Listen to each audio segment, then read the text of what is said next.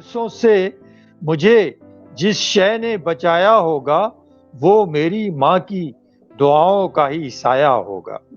حادثوں سے مجھے جس شے نے بچایا ہوگا، حادثوں سے مجھے جس شے نے بچایا ہوگا وہ میری ماں کی دعاؤں کا ہی سایہ ہوگا۔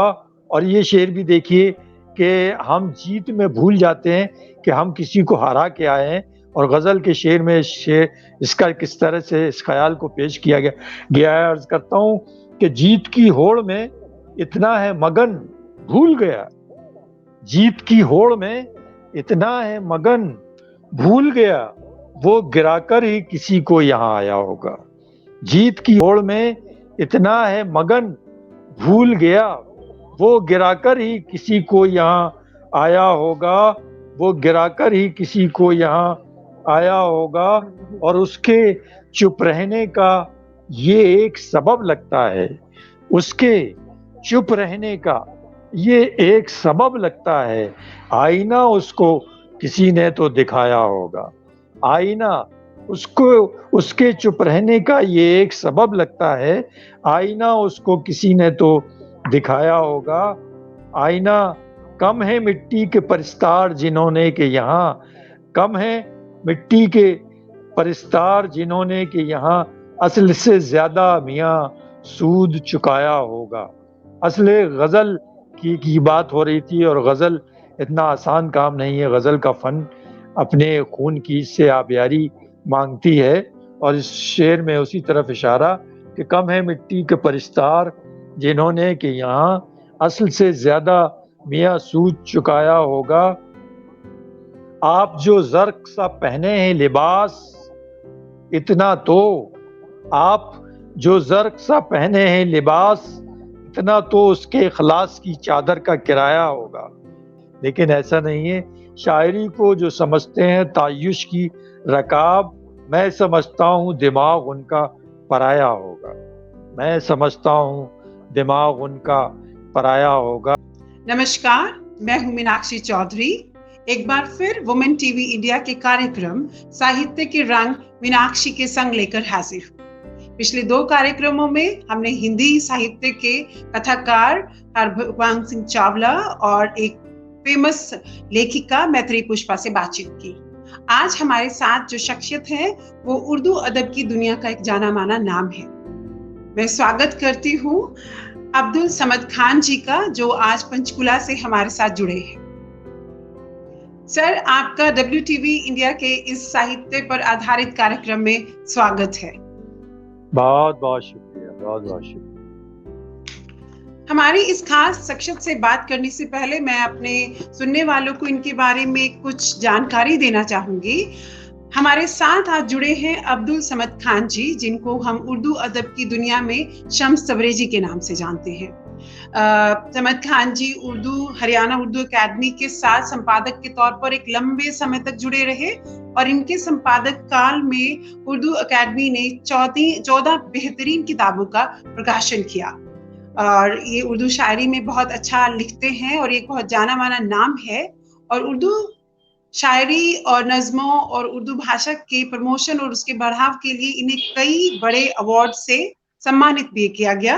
ان میں سے کچھ کے نام میں آپ لوگوں کو بتانا چاہوں گی، جیسے شاہ میری award, silver جبلی award for promotion of Urdu poetry, فخر غزل، اور ایسے ہی ملتے جلتے کئی ایوارڈ عبدالصمد خان جی کو ملے ہیں، جس کے لیے انہیں سمانت کیا گیا ہے۔ یہ ایک ایسے شاعر ہیں جنہوں نے اردو ادب کی عظیم شخصیتوں کے ساتھ منچ ساجھا کیا ہے، جس میں سے کچھ نام جو آپ سب کے جانے پہچانے ہیں میں آپ کو بتانا چاہوں گی۔ علی سردار ظافری، کیفی اعظمی، قتیل شفیع اور کمار باراباقوی جیسے شاعروں کے ساتھ شمس تبریزی جی نے منچ ساجھا کیا اور اپنی کویتائیں، اپنی رچنائیں، اپنی شاعری، نظمیں پڑھی۔ ہمیں گرو ہے کہ آج یہ شاعر، آج یہ نظم کار ہمارے ساتھ ہیں، اور ہمیں گرو ہے کہ آج ہم ان سے بات کر پائیں گے، ان کا لکھا ہوا پڑھ پائیں گے اور تھوڑا سا ان کے بارے میں جان پائیں گے۔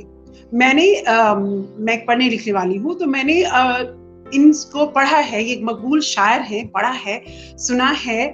اور ایسے دور میں جب عوام کا رشتہ اردو زبان سے تھوڑا کم ہوتا جا رہا ہے، अच्छे शेर कहना और उन पर दाद लेना एक मुश्किल काम हो गया है, और हमारे ये शायर इन दोनों हवालों में कामयाब रहे हैं। और इनकी शायरी का इंसानी शरीयत के साथ ऐसा अहवाल बयान करती है जो सुनने में नया लेकिन सरल लगता है।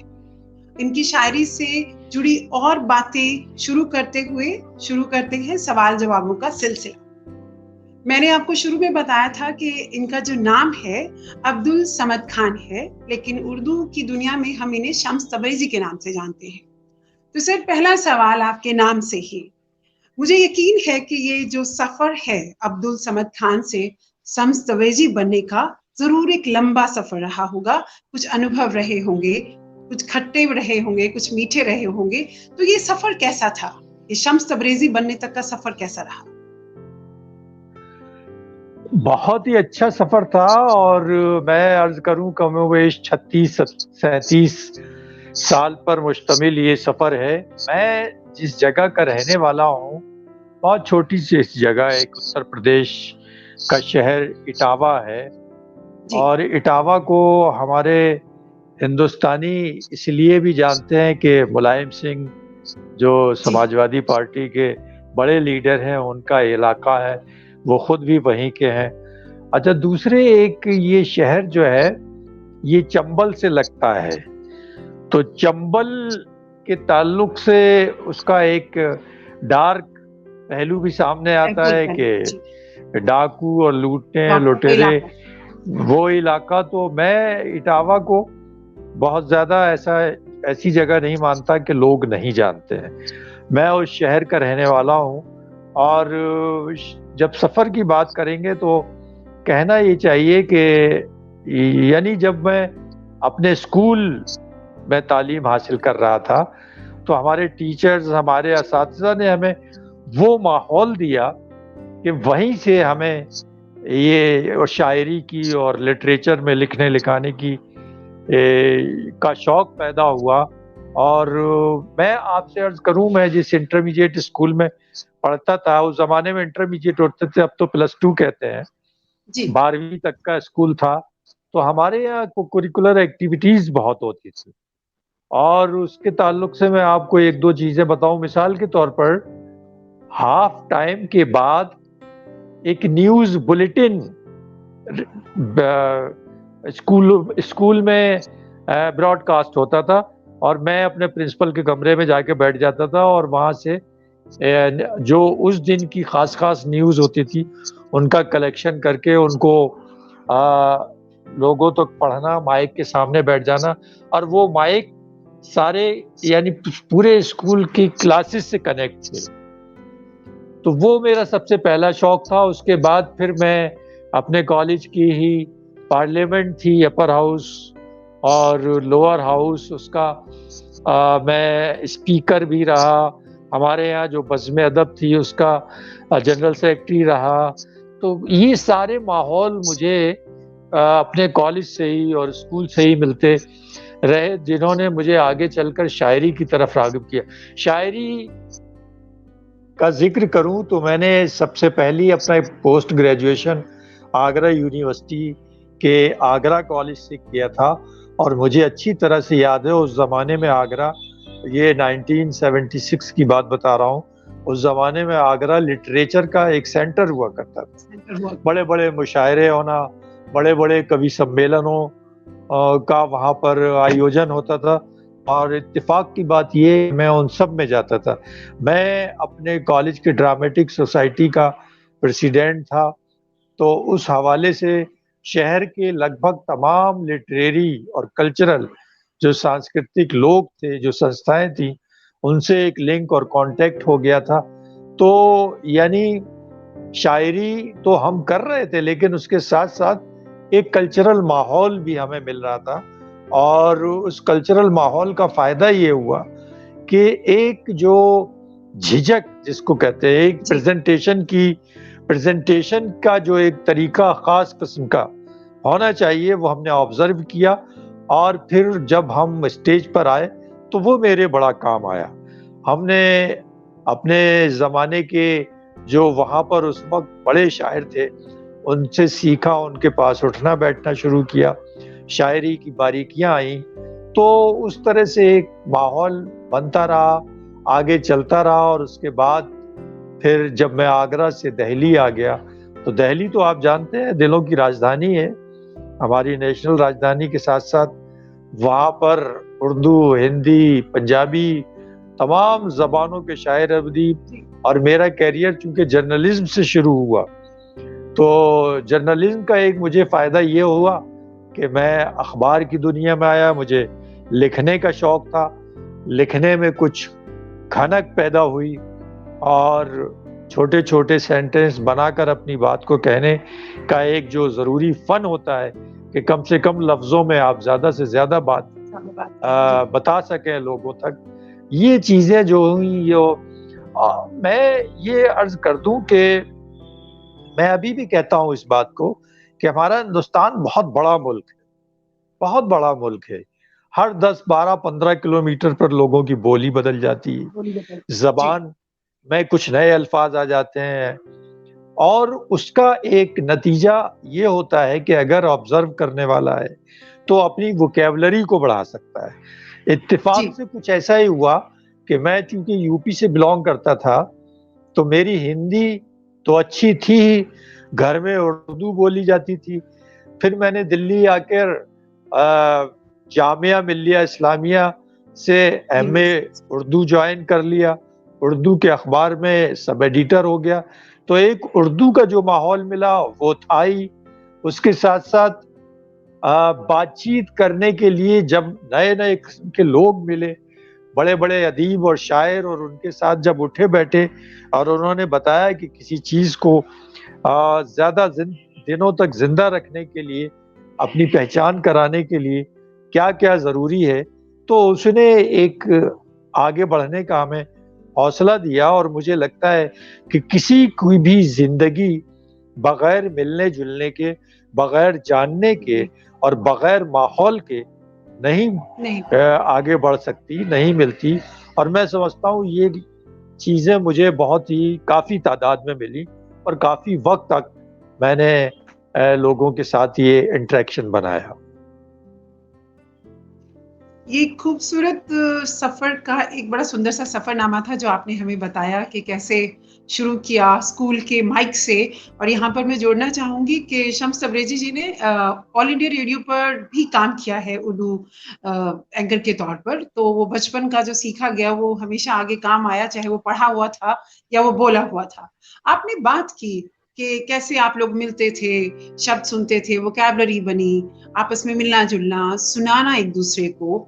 تو اگر ہم 30 سال پہلے کی بات کریں, جس میں آپ نے یہ بھی کہا کہ آپ نے اردو کے رسالوں میں لکھا, 30 سال پہلے مشاعرے, رسالے, اخبار, میگزینز, ریڈیو, یہ ایک ذریعہ, ایک میڈیم ہوتے تھے اچھی شاعری کا ان کے پڑھنے والوں تک پہنچانے کا.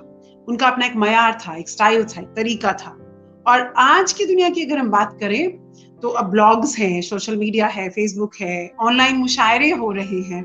تو ان دونوں آپ نے تو ایک دو الگ ایرا دیکھے ہیں, ایک وہ ایرا جس میں آپ ایکٹیو تھے اور آج کی ایرا, آج بھی آپ ایکٹیو ہیں. تو کیسے کمپیریزن کریں گے آپ ان دو ڈفرینٹ دشکوں کا, ان دو ڈفرینٹ سمے کی سیماؤں کا؟ بہت فرق ہے, بہت فرق ہے میناکشی. اصل میں دیکھیے کہ جو میں عرض کر رہا ہوں کہ کم و بیش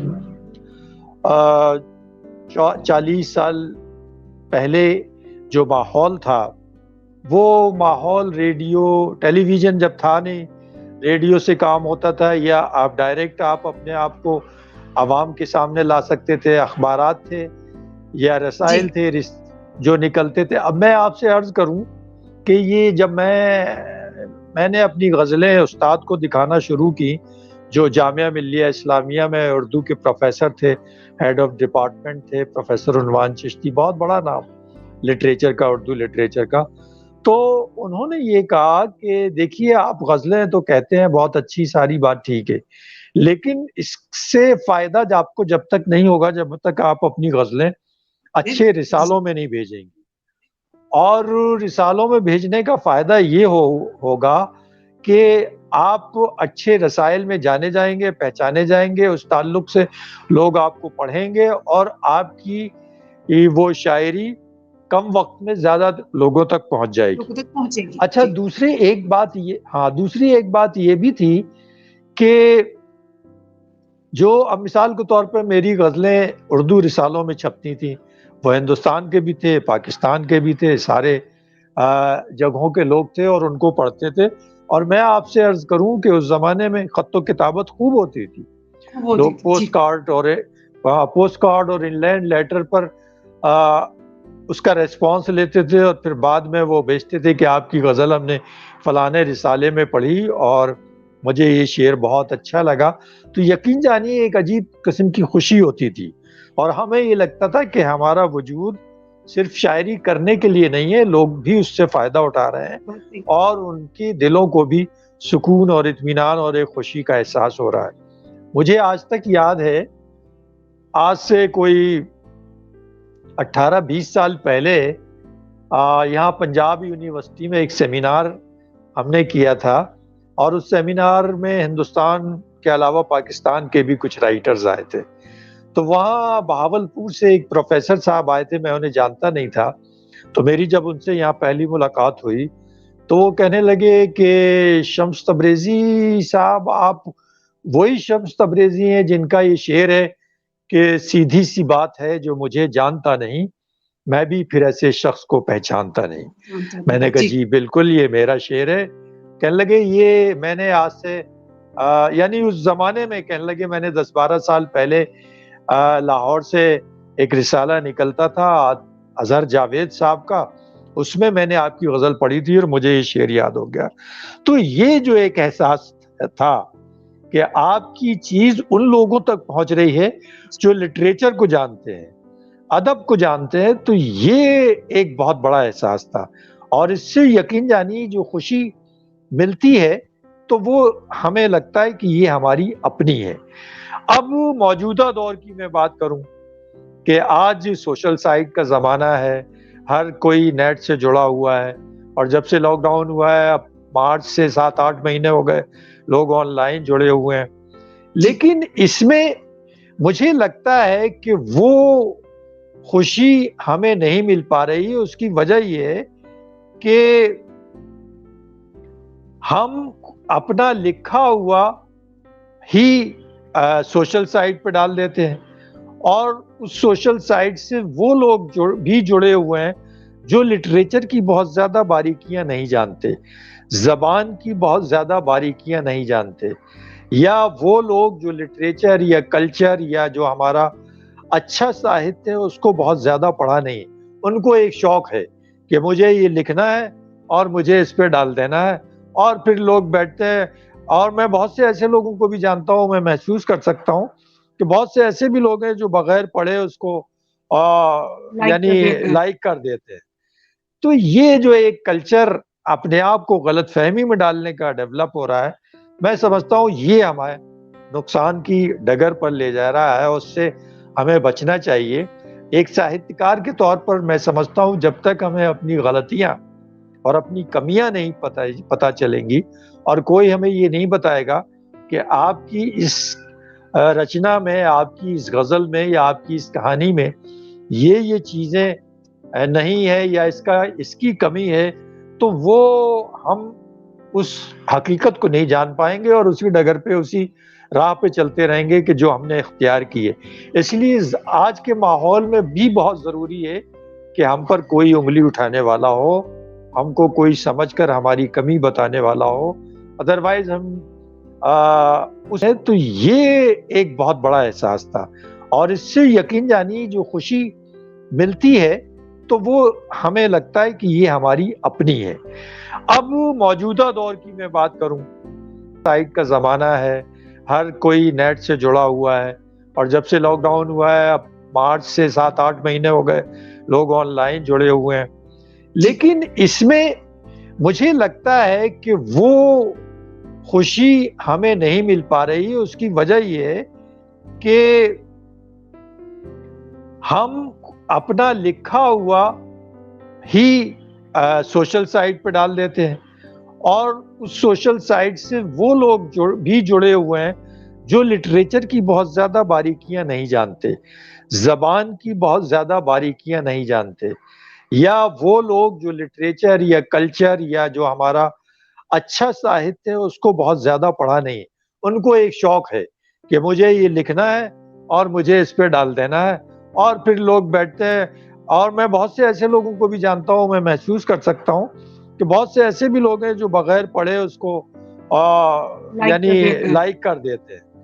تو یہ جو ایک کلچر اپنے آپ کو غلط فہمی میں ڈالنے کا ڈیولپ ہو رہا ہے، میں سمجھتا ہوں یہ ہمیں نقصان کی ڈگر پر لے جا رہا ہے، اس سے ہمیں بچنا چاہیے. ایک ساہتیہکار کے طور پر میں سمجھتا ہوں جب تک ہمیں اپنی غلطیاں اور اپنی کمیاں نہیں پتہ چلیں گی، اور کوئی ہمیں یہ نہیں بتائے گا کہ آپ کی اس رچنا میں، آپ کی اس غزل میں یا آپ کی اس کہانی میں یہ چیزیں نہیں ہے یا اس کی کمی ہے، تو وہ ہم اس حقیقت کو نہیں جان پائیں گے اور اسی ڈگر پہ، اسی راہ پہ چلتے رہیں گے کہ جو ہم نے اختیار کی ہے. اس لیے آج کے ماحول میں بھی بہت ضروری ہے کہ ہم پر کوئی انگلی اٹھانے والا ہو، ہم کو کوئی سمجھ کر ہماری کمی بتانے والا ہو. ادروائز ہم اس زندگی میں جیتے رہیں گے جو صرف تعریف کی ہے، اور اس میں حقیقت کا شائبہ، حقیقت کا شبہ بہت کم ہے. جی شمس جی، آپ نے جو ابھی سے باتیں بولی اس میں سے قریباً 2-3 سوال ہیں جو نکل کے آ رہے ہیں، اور میں ایک ایک کر کے وہ سب سوال پوچھوں گی. آپ کی اس بات نے مجھے بہت کچھ سوچنے کو مجبور کیا. پہلے سوشل سائٹ کو ہی لے کے چلتے ہیں. میں بھی سوشل سائٹ پہ ایکٹیو ہوں، اور اگر میں اپنی عمر کے لوگوں کو یا یواؤں کو دیکھوں تو آج کل بہت ایک ٹرینڈ ہو گیا ہے. آف کورس لاک ڈاؤن میں یہ ٹرینڈ بڑھا کہ لوگوں نے خوب شاعروں کو پڑھا، خوب آگے لکھا، خوب پوسٹ کیا. تو کہیں نہ کہیں ایک یہ بھی لگتا ہے کہ چلو شاعری ہے وہ زیادہ تر لوگوں تک پہنچ رہی ہے. لیکن ایک اور بہت انٹرسٹنگ جو رجحان میں، اور آپ اگری کریں گے کہ ہر دوسرا شاعر میر اور غالب کے نام سے چل پڑا. تو اس میں سوال یہ نکل کے آیا کہ ہمیں کیسے پتا چلے کہ اچھی شاعری کیا ہے، اچھی شاعری کی پہچان کیا ہو؟ اصل میں دیکھیے، ہم صرف شاعری پڑھ کر لوگوں کے بارے میں رائے بناتے ہیں، اور رائے اس وقت بنتی ہے کہ جب ہمیں اس شاعری کے فن سے واقف ہوں.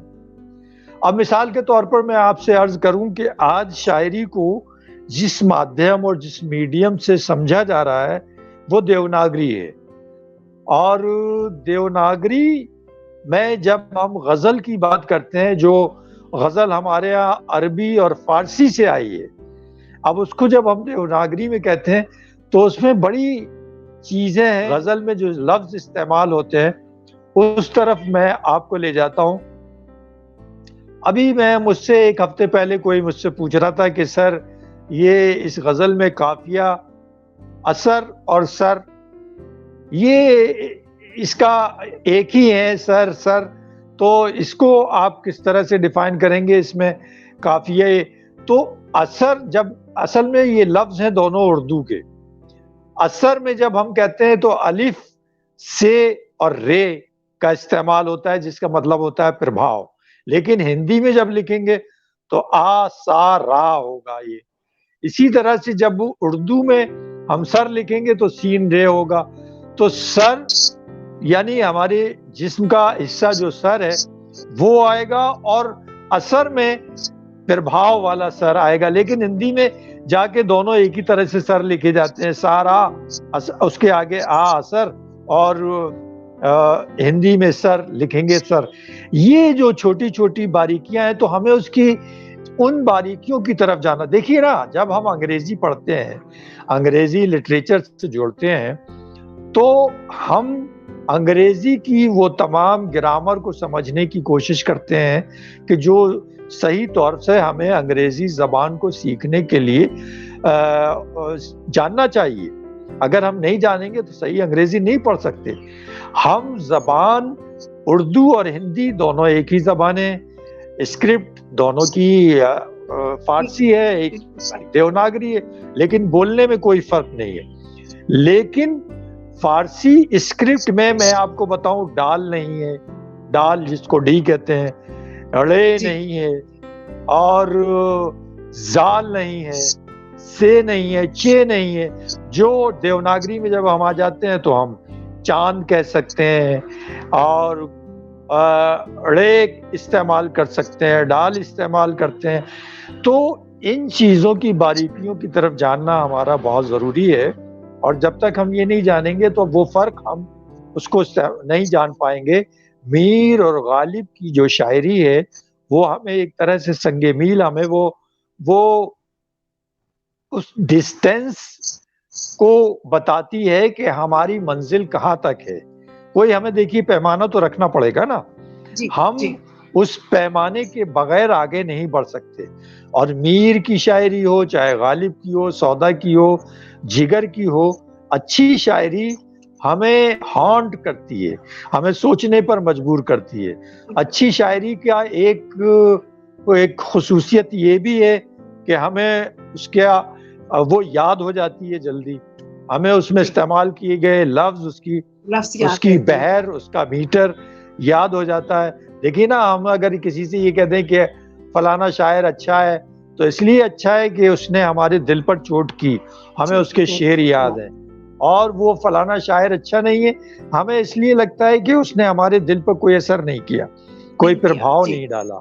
تو یہ کچھ پیمانے ہیں جن کو ہمیں ایک مان کر چلنا چاہیے، اور انہی پیمانوں پر ہمیں آگے بڑھنا چاہیے.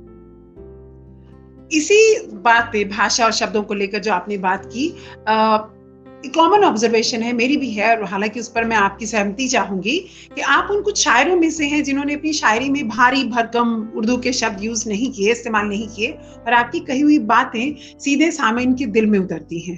تو کیا ہماری آبزرویشن صحیح ہے کہ آپ کی شاعری کے شبد سرل ہوتے ہیں؟ ہاں بالکل ٹھیک ہے، اور یہ کام میں نے بہت سوچ سمجھ کر جان بوجھ کر کیا ہے. ہاں جی، بہت میرا بالکل اگلا صحیح کہہ سوال رہی یہی ہیں تھا آپ. جی جی بالکل کہ ٹھیک کیا کہہ آپ رہی نے ہیں اس کا یہ. جان بوجھ کے کیا؟ یس یس، یہ بالکل میں نے جان بوجھ کر کیا ہے، کیونکہ دیکھیے آنے والے وقت میں جو ماحول ہمیں جیسا میں محسوس کرتا ہوں جی اس میں بہت بھاری بھرکم الفاظ کی ضرورت نہیں ہے. اور شاید دیکھیے، اور اسی وجہ سے اگر ہم بھاری بھرکم الفاظ استعمال کریں گے تو زبان ہم سے دور ہوتی جا رہی ہے.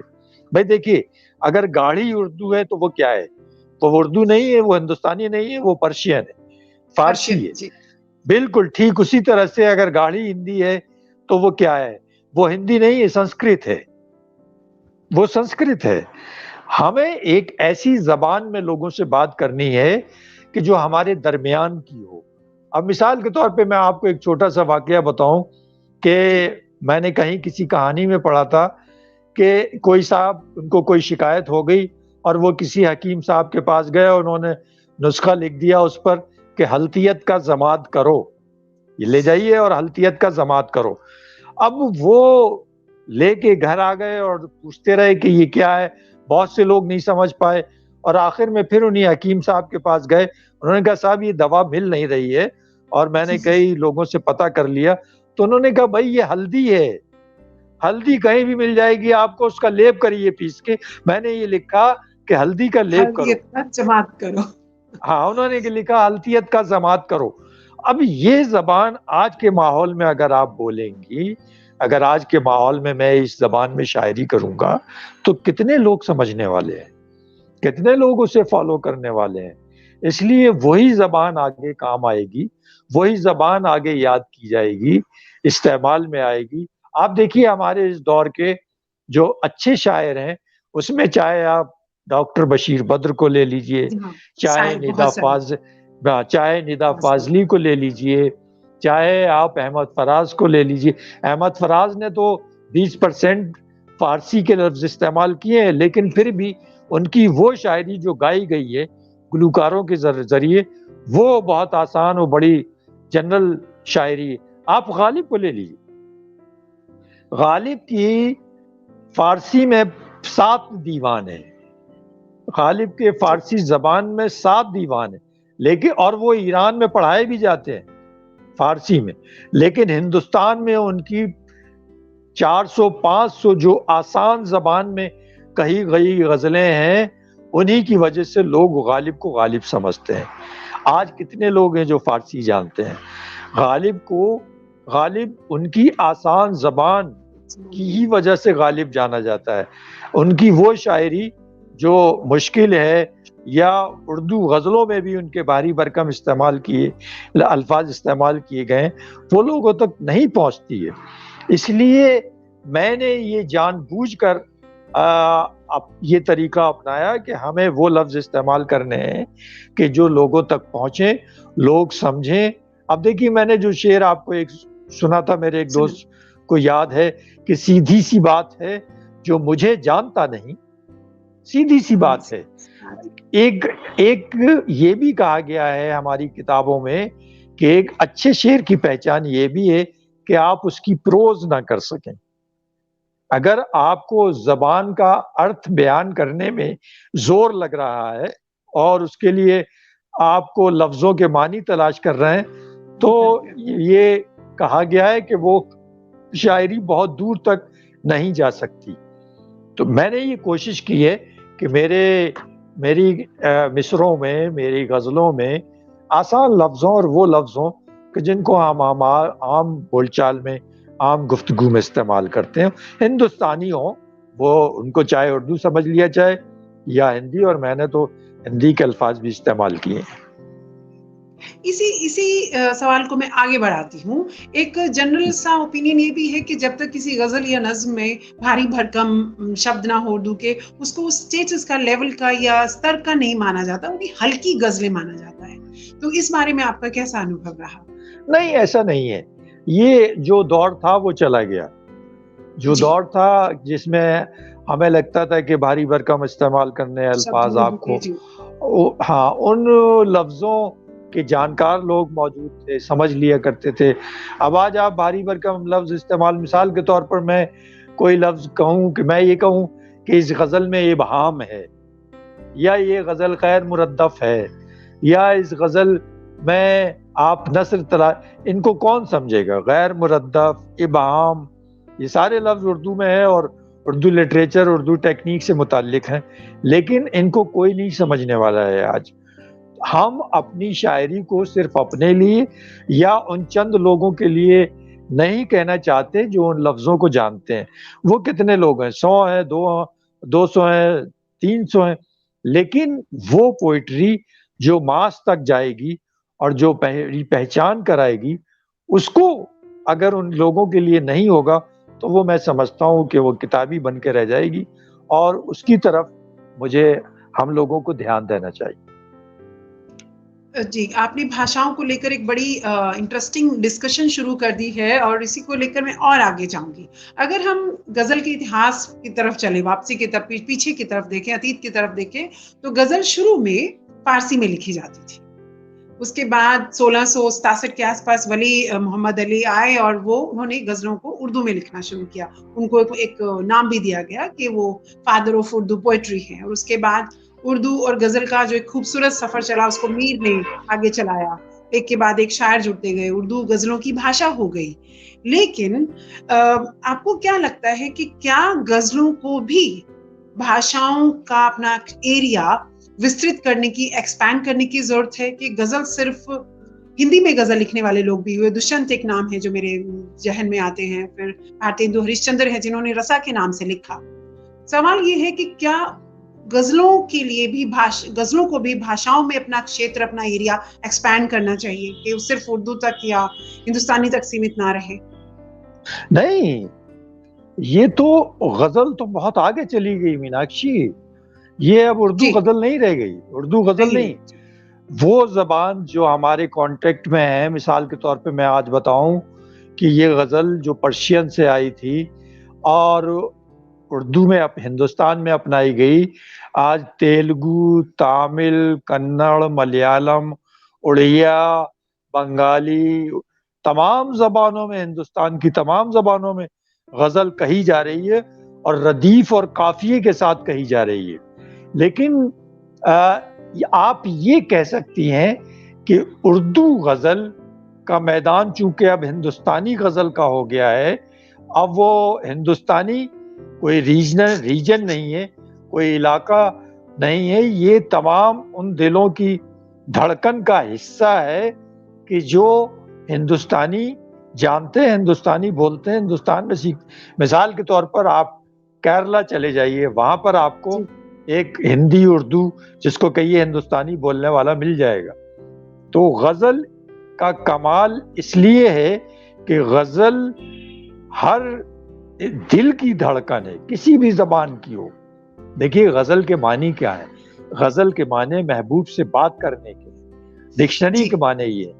محبوب عورت بھی ہے اور کہا یہ گیا ہے کئی ڈکشنریوں میں تو یہ بھی لکھا ہے کہ عورت سے بات کرنے کے معنی غزل کے ہیں. تو یہ ہمیں بنیادی بات کو جاننا پڑے گا کہ غزل کا مطلب ہمارا یہی ہے.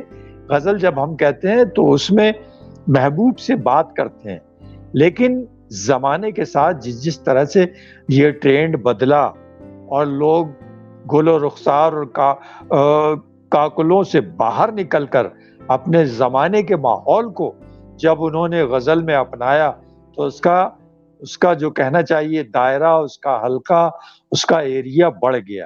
آپ نے جو بات کہی تھی یہ وہیں پر آ گئی کہ آج غزل اسی لیے کہی جا رہی ہے ہر زبان میں کہ غزل کے کہنے کا جو پیٹرن ہے, جو طریقہ ہے, بڑا آسان ہے.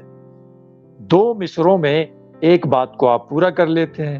5 شعر, 7 شعر, 6 شعر, 8 شعر, 10 شعروں میں اگر آپ کوئی بات کہہ رہے ہیں تو وہ گویا 10 خیال ہے, 10 باتیں ہیں ایک شعر میں. آپ اب جس کے لیے آپ کو نظم کہنی ہے, مثال کے طور پہ جس خیال کو لے کر آپ نظم جس خیال کو لے کر آپ نظم کہیں گی اس کے لیے آپ کو پورا ایک ماحول چاہیے اور پورا آپ کو وکیبلری چاہیے, آپ کو ایک کنٹینیوٹی چاہیے اس غزل کو, اس نظم کو کہنے میں. لیکن غزل آپ کو وہ خیال 2 مصروں میں دے دیتی ہے. اس لیے غزل کا حلقہ بڑا ہے اور آگے میں سمجھتا ہوں کہ ہماری پوئٹری, ہمارے لٹریچر میں اگر کوئی صنف, کوئی ودا بہت دور تک جانے والی ہے تو وہ غزل ہی ہے. آج پارلیمنٹ میں, اسمبلیوں میں, بڑے بڑے جلسے جلوسوں میں غزل کے شعر پڑھ کے لوگ پتہ نہیں کس طرح سے اپنے آپ کو ظاہر کرتے ہیں, اپنی بات کو کم لفظوں میں بیان کر دیتے ہیں. تو ظاہر ہے غزل کا کینواس تو بہت بڑا ہے.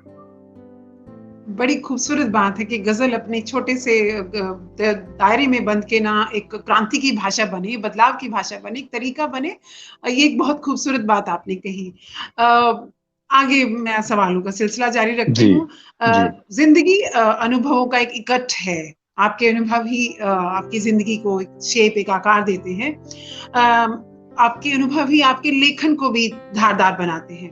بابا بلے شاہ, والمیکی, رومی, گووند سنگھ, آپ کسی بھی کا نام لیجئے, انہوں نے اپنی زندگی کے انوبھووں کو لکھا, زندگی کے انوبھووں کے بوتے پر لکھا اور یہ جانے گئے, مانے گئے اور پوجے بھی گئے. اور یہ بھی کہا گیا ہے کہ سنا بھی گیا ہے کہ اچھا لکھنے کے لیے پڑھنا ضروری ہے. تو لکھنے کے لیے پڑھا جائے, کیا یہ ضروری ہے؟ اگر پڑھا جائے تو پھر کتنا پڑھا جائے؟ ہاں نہیں, یہ آپ نے بہت اچھا سوال کیا کہ لکھنے کے لیے پڑھنا بہت ضروری ہے. اور میں اس ریفرنس سے آپ کو پھر ایک قصہ سناتا ہوں. میں دلی یونیورسٹی سے ایم فل کر رہا تھا, یہ بات ہے 81-82 کی. تو وہاں میں جاتا تھا تو وہاں ایک ہمارے زبان کے لٹریچر کے ایک استاد تھے, رشید حسن خان. ہوا یہ کہ اس سے پہلے کی بات میں بتاتا ہوں. ایک اخبار نکلتا تھا دہلی سے اردو کا, جو اب تو نہیں آتا, بامبے سے ہی آتا ہے, انقلاب. اس کو انقلاب میں, اور 18 پیج کا 20 پیج کا اخبار تھا, بہت بڑا لیڈنگ نیوز پیپر تھا. تو میں دہلی یونیورسٹی میں اس زمانے میں پڑھ رہا تھا, شاعری وائری میں لوگ مجھے جاننے لگے تھے, دہلی میں اچھی خاصی پہچان بن گئی تھی. تو میرے ایک دوست تھے, وہ اس انقلاب اخبار میں ہر ہفتے کسی ینگ شاعر کا انٹرویو لیتے تھے. تو ان دوست نے ایک دن چائے کی دکان پہ بیٹھ کے مجھ سے بات کی کہ یہ بتائیے آپ. میں بات کرتا رہا ان سے اور مجھے معلوم نہیں تھا کہ یہ انٹرویو جا کے وہاں انقلاب میں چھپے گا.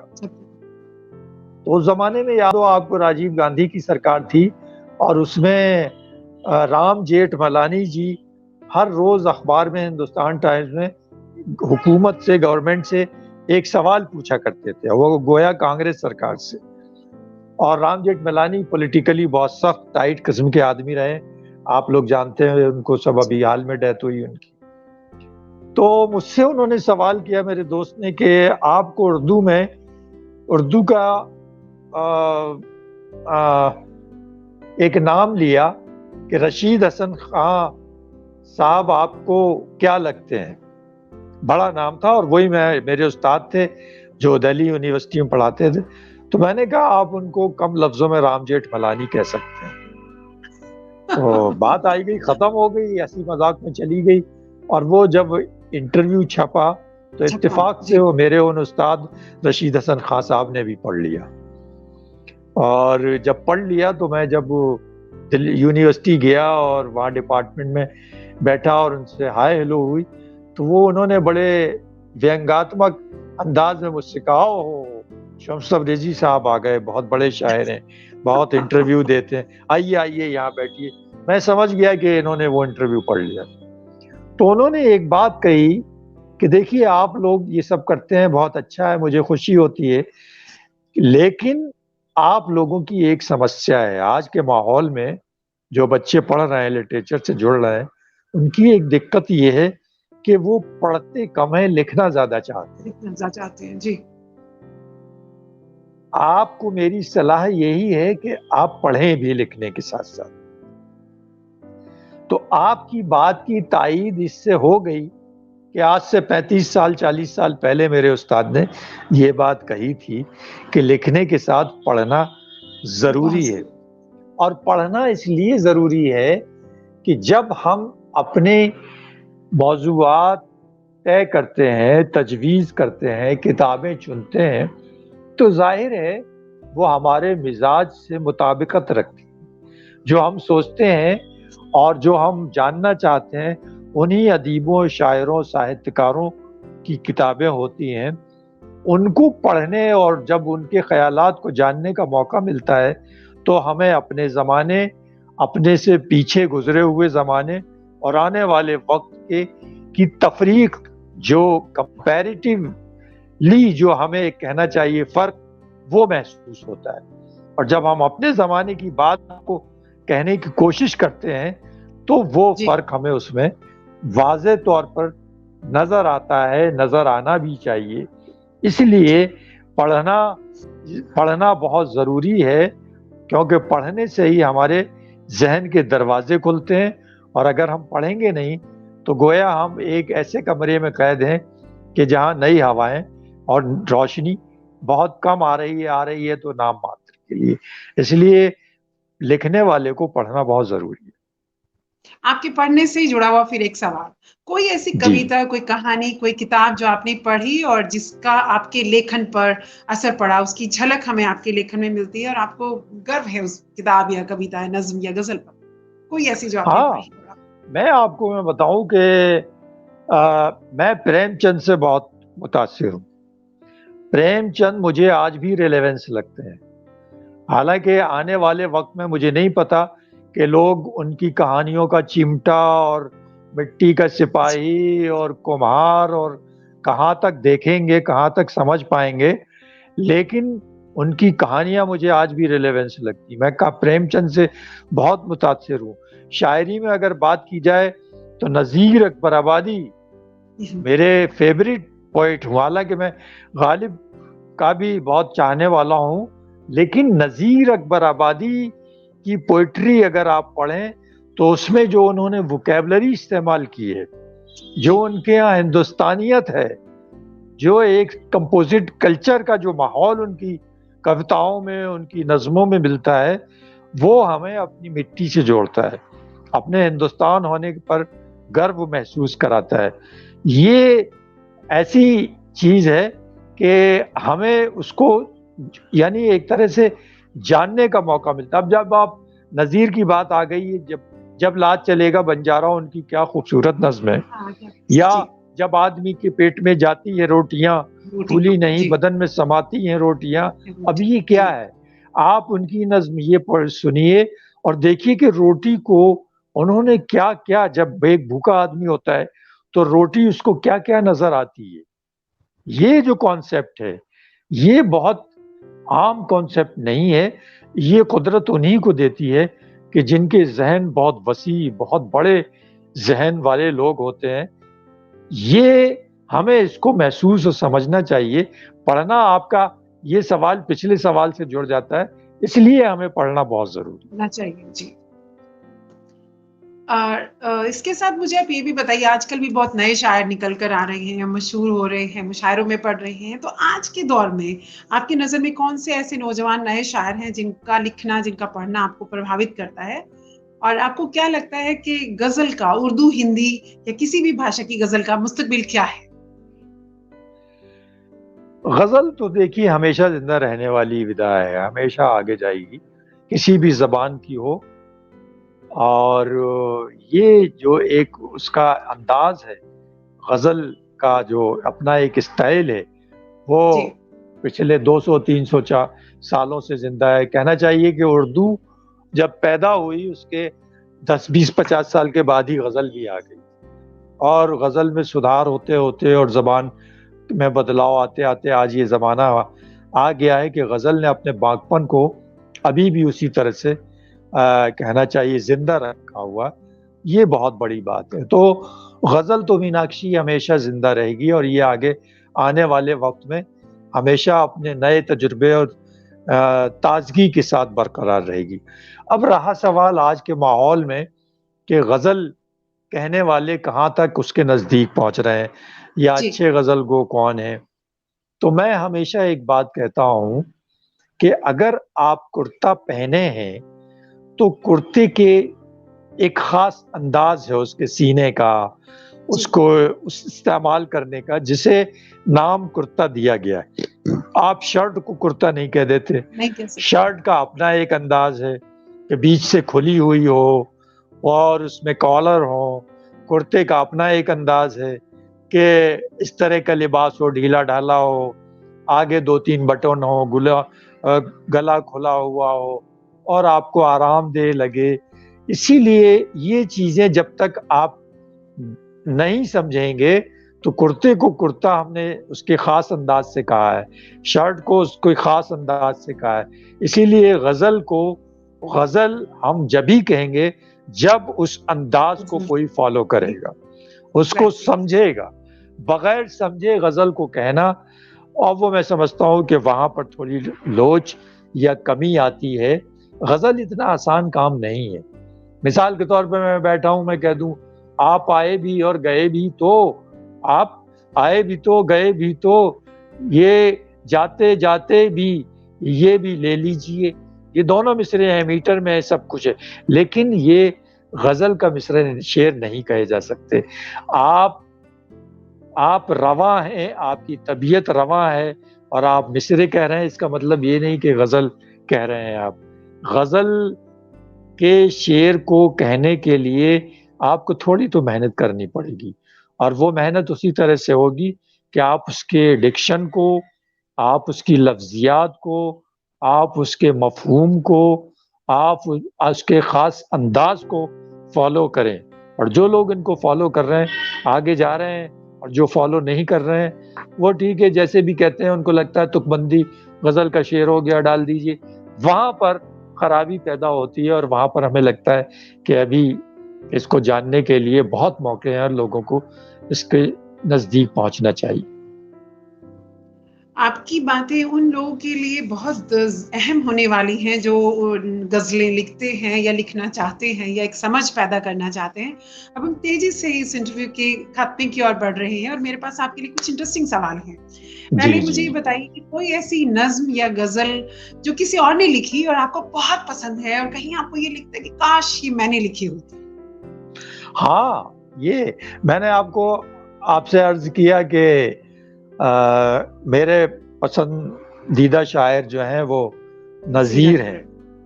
اور نذیر کے لیے یہ کہا جاتا ہے, چونکہ میں لٹریچر کا اسٹوڈنٹ رہا ہوں, تو نذیر کو ان کے مرنے کے 100 سال 80 سال تک لوگوں نے ان کو شاعر نہیں مانا, اور ان کی غزلوں کو, ان کی نظموں کو اور ان کی رچناؤں کو یہ کہہ کر کے یہ بہت ہی, یہ کہنا چاہیے بہت ہلکے پھلکے لفظ استعمال کیے گئے ہیں. لیکن جیسے جیسے وقت گزرا, آج نذیر اپنی پہچان لٹریچر, نذیر اکبر آبادی پر آدھے درجن سے زیادہ پی ایچ ڈی ہو چکی ہیں, کئی یونیورسٹیز میں نذیر چیئرز ہیں.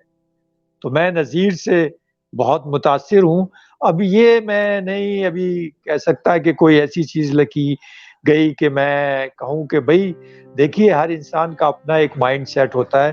اگر یہ سمجھ لیا جائے کہ یہاں میں نے یہ چیز لکھ دی اور یہاں پر میں سمجھتا ہوں میں نے اپنا کام پورا کر دیا, تو میرا ایک ذہنی جو اسٹیٹس ہے, جو ایک ذہنی اونچائی ہے, وہاں سے پھر میں نیچے آنے لگوں گا. تو وہ چیز تو میں سمجھتا ہوں کہ میں نے سینکڑوں غزلیں کہہ دی, لیکن ابھی بھی میں اس شعر کی تلاش میں ہوں کہ جو آگے جا کر لوگوں کے منہ پر ہو اور وہ کہیں کہ یہ شمس تبریزی کا شعر ہے. چونکہ شاعر تو چلا جاتا ہے, آیا اس نے اپنا کام کیا, مرکب گیا, اس کی لیکھنی زندہ رہتی ہے, چاہے پروز ہو چاہے پوٹری. تو میں ابھی اس کی تلاش میں ہوں کہ شاید مجھ سے کوئی آدھا مصرع یا ایک شعر لکھ جائے اور میں یہ کہہ سکوں کہ بھئی ہاں لوگوں نے میرا وہ شعر پڑھا یا فلانی گفتگو میں اس کا ذکر کیا. تو یہ ایک پروسیس ہے, چلنے والا, آگے چل رہا ہے, چلتا رہے گا. شمس جی, ہمارے بھی, میں اور میرے کچھ ایسے بہت کلوز دوست ہیں جن کو نذیر اکبر آبادی بہت پسند ہے. حالانکہ سب نے غالب, میر, سب کو پڑھا, لیکن نذیر ہے. اور ایک سوال کہ اگر ہم آپ کو کسی غیر آباد, کسی نرجن دویپ پر جانے کے لیے کہیں اور آپ کو پرمیشن ہے کہ صرف آپ اپنے ساتھ 2 کتابیں لے جانا چاہتے ہیں, تو کون سی 2 کتابیں ہوں؟ میں غالب کا دیوان اور نذیر کا دیوان 2 لے کے جاؤں. اور نذیر کے نہیں, وہ تو نہیں, یہ ساری چیزیں چلتی رہیں گی. یہ تو دیکھیے, چائے کے بغیر میں رہ سکتا ہوں, لیکن میں شاعری کے بغیر زندہ نہیں رہ سکتا. غالب کو اس لیے لے کے جاؤں گا کہ انہوں نے اپنے وقت سے 500 700 1000 سال آگے کی بات کہی. ان کے وہ خیالات جتنے آج کہنا چاہیے ریلیونس ہیں, آنے والے وقت میں بھی اتنے ہی ریلیونٹ رہیں گے. اور نذیر کو اس لیے لے کے جاؤں گا کہ انہوں نے جو ووکیبلری استعمال کی, وہ ووکیبلری حالانکہ اس زمانے میں بہت نچلے استر کی ووکیبلری تھی, جو ہمارے عام دنچریا میں استعمال, اور خاص طور سے پوئٹری میں تو استعمال کی ہی نہیں جا سکتی, لیکن آج کے ماحول میں وہی ووکیبلری ہماری پوئٹری میں استعمال ہو رہی ہے, اور یہی ووکیبلری آگے زندہ رہنے والی چیز ہے. تو ظاہر ہے میں نذیر کے الفاظ, ان کی ووکیبلری سے اپنے خیالات کو وسیع بنانا چاہوں گا, اسی لیے غالب اور نذیر میرے ساتھ رہیں. جی, اور آپ اچھا لکھتے رہیں شمس جی, اور ہمیں آپ کا لکھا ہوا پڑھنے کو ملتا رہے, اور آپ کی ان باتوں سے ہمارے لکھنے پڑھنے والے کچھ اور سیکھیں. اس کے ساتھ ہی میں آپ کا بہت بہت شکریہ کرتی ہوں کہ آپ نے ہمارے لیے سمے نکالا. سوال میں نے بہت کم رکھے تھے, لیکن آپ کی باتوں سے باتیں نکلی اور سلسلہ لمبا چلتا گیا, اور لگ بھگ 50 منٹ باتیں کر چکے ہیں, اور اگر ہم باتیں کرتے رہے تو یہ سلسلہ تو انتہین ہے. اور ہماری WT میڈیا کی بہت شبکامنائیں آپ کے لیے کہ آپ وہ شعر, وہ غزل لکھیں جو آپ کے من کو تسلی دے کہ یہ وہ تھا جو میں نے لکھا. بہت بہت شبکامنائیں اور شکریہ. بہت بہت شکریہ میناکشی, آپ کا, آپ کے چینل کا, اور آپ کے تمام دوستان احباب کا بہت بہت شکریہ. تو آج تھے ہمارے ساتھ اردو ادب کی دنیا کے عظیم شاعر شمس تبریزی سے.